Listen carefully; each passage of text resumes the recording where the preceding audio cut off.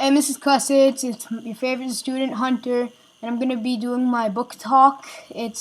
My book is 39 Clues, Maze of Bones. It's done by Rick Riordan. It's a mystery, if you couldn't tell by the cover. So, let's get started. First off, I'm going to discuss a passage that I chose from the book that I was going to discuss with you right now. So, to start off, Amy and Dan need to go down into these catacombs under Paris. And these catacombs are really dark, they're really long, there are a lot of passages in the catacombs, and they're spooky. Here's the passage that I selected for my book talk. It was the creepiest thing Amy had ever seen. Against the walls, human bones were stacked like firewood from the floor to above Amy's head. The remains were yellow and brown, mostly leg bones, but skulls stared out here and there, like patches on a quilt. A line of skulls topped each stack. The reason I picked this passage was because I thought it really described a lot and was very descriptive, and I thought it was creepy how it talked about all the bones on the walls and how all the skulls were there with all the numbers on them. I'm not sure if that was in the passage, but there was numbers on them. And I just thought it would be cool to discuss that passage. My favorite character is Dan in the book. I like him because, first of all, he just goes in and takes stuff. Like in the part in the book where he's just like in the base of the his enemies, and he finds an arsenal, and he's just like, I'm gonna take this, just like, I don't care about you, any of you. I'm just gonna take it. Another reason I like him is because he's bravish.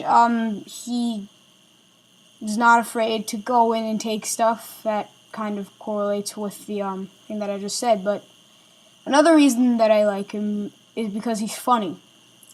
They're going into the catacombs, and there's something written on the wall that says, the Empire of Death. And what does Dan say? Cheerful. I really liked Dan, and he was a really good character. Now I'm going to be telling you about the plot of the book. I'm going to be telling you about the plot and everything like that happens in the book. So basically in the beginning, their Aunt Grace dies. They're sad. So they go to the funeral with their Aunt Beatrice. They're being raised by Aunt Beatrice because their family burned in a fire and died. So basically, they go to this funeral. The whole beginning of a funeral ends then they go into a room where they see Aunt Grace's will, and the will is, this is the 39 clues. You can either take this $1 million, or you can walk out of this room right now, or you can give us the $1 million. We'll burn the $1 million, and we'll give you a clue. The starting clue of 39 clues. 39 clues, the title of the book. And Amy and Dan, a whole bunch of other people like Aunt Beatrice, take the $1 million and leave. Aunt Beatrice doesn't want them to do the 39 clues thing. And so Amy and Dan do it. They give them Amy and Dan give them the 2 sheets of $1 million, and it's burned, and they get the first clue.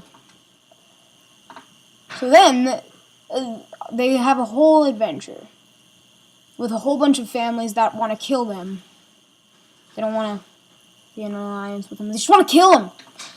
And they almost die like 1 million times, and yeah. And in the end, so in the Maze of Bones, they have to find a clue, like a little vial. But the vial isn't the clue. It's the piece of paper wrapped around the vial. And it turns out that the vial helps read the piece of paper.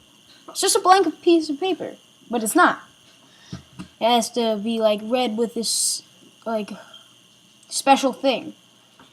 So then they get out of the catacombs and they go onto a top of a church where it has to be struck by lightning. The thing, that special thing that to read it has to be struck by lightning. So they put it onto this metal thing. Luckily, it was raining and thundering out, lightning. So they put it on a little pole. They wrap it around the vial. While Dan is still down there, while the pole is all the way up here with Amy. So Amy, it gets struck by lightning, and then Amy goes back down to Dan with the vial. And Dan's laying on the ground when one of their enemies is standing over him. And the enemy says, "I poisoned Dan. You need to give me that clue, that vial, or I'm not going to give you this antidote to the poison." And Amy obviously gives up the vial, and Dan was trying to say something while he couldn't, because the enemy kicked him in the gut, and that was not really an antidote. That's what Dan was trying to tell her. So that was basically the whole plot. I personally could not come up with any connections to this book.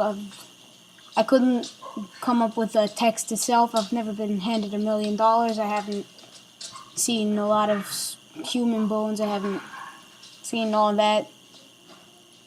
Wish I had been handed $1 million, but unfortunately I haven't.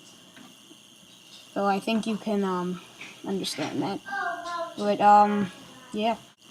So my favorite part in the book was when Amy and Dan were in the cemetery, and they found this little tombstone, I think, tombstone that said, "Here lies Amy and Dan Cahill," and they were still alive, and it said "RIP" on it. And then all of a sudden, the ground underneath them collapsed. And a few minutes later, the Holts, one of some of their enemies, show up, and they look in the hole, and then there is Amy and Dan, and they're just like, "What happened now?" the Holts said, and Amy and Dan beg them to help them out, and they say, "We can help you find the next clue," and so the Holts help them out, and yeah, the Holts help them out. They get out. And then the people that were gonna pour cement in the hole that Amy and Dan were in showed up, and the Holts were really tough and they could fight. So the leader of the Holt family said, "Hey, Holts, let's go to work and get these guys." And so they did. And Dan, stupidly but trying to help, said that he stole the flash grenade, right? And he took one of them out of his backpack, and he threw it. And it knocked everybody out, including the Holts. So except 2 people, which bad guys. So they chase Amy and Dan to the gate. Amy and Dan climb over the gate, but they took a little while to climb over the gate, the bad guys. So Amy says, "Give me one of those the batteries that you stole from the stronghold, the base." So he did, and Amy takes the wires and she puts them onto the fence and zaps the people. So yeah, that was my favorite part. I thought it was really cool. So that's basically all that happened in the book. That's all the my favorite character. That's all the good stuff that happened in the book. Thank you for your time watching this, and good day.